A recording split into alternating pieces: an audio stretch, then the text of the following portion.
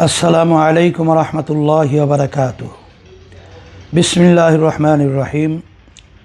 নাহমাদুহু ওয়া নুসাল্লি আলা রাসূলিহিল কারীম। আম্মা বাদ। প্রিয় দেশবাসী, সবাইকে পবিত্র ঈদুল আজহার শুভেচ্ছা।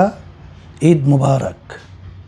প্রিয় দেশবাসী, হযরত ইব্রাহিম আলাইহিসসালাতু ওয়াসসালামের স্মৃতি বিজড়িত এই ঈদুল আজহা।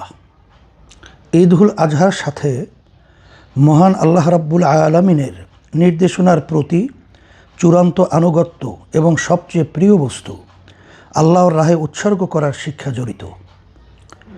আমাদেরকেও সেই শিক্ষা ধারণ করতে হবে।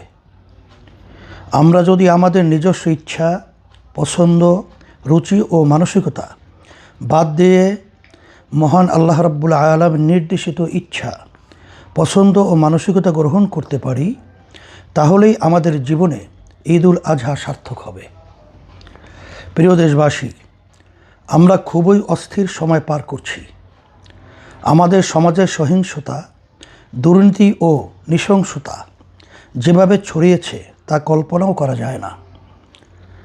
সাম্প্রতিক রামিসাসহ বিভিন্ন হত্যাকাণ্ডের যে বীভৎসতা আমরা দেখেছি, তা কোনো মানুষের পক্ষে সম্ভব না, কিন্তু তা আমাদের সমাজেই ঘটেছে। এর কারণ হলো আমরা শরিয়া থেকে দূরে সরে গেছি। জাহান্নামের ভয়, জান্নাতের আশা, ইসলামের শেখানো মনোভাব, চরিত্র ও আচার থেকে আমরা দূরে সরে গেছি। বেপর্দা ও অশ্লীলতা সমাজের গভীরে বিষাক্ত করেছে। এখান থেকে উঠে আসার একমাত্র পথ হলো শরিয়া অনুসরণ করা।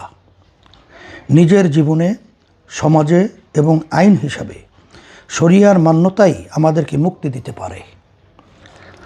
ঈদুল আজহার এই পবিত্র দিনে নিজেদের চিন্তা ও দর্শন ত্যাগ করে আল্লাহ রাব্বুল আলামিনের নির্দেশনাকে মান্য করার মানসিকতা নিজেদের মধ্যে তৈরি করতে পারলেই ঈদুল আজহার মর্ম সিল হবে।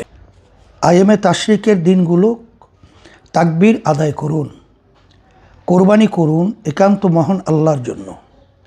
কোরবানির দিনে শরিয়া বিরুদ্ধ কোনো কাজ যাতে আপনার থেকে না হয়, সেই বিষয়ে লক্ষ্য রাখুন। কোরবানির গোশত গরিবদের মধ্যে বিতরণ করুন।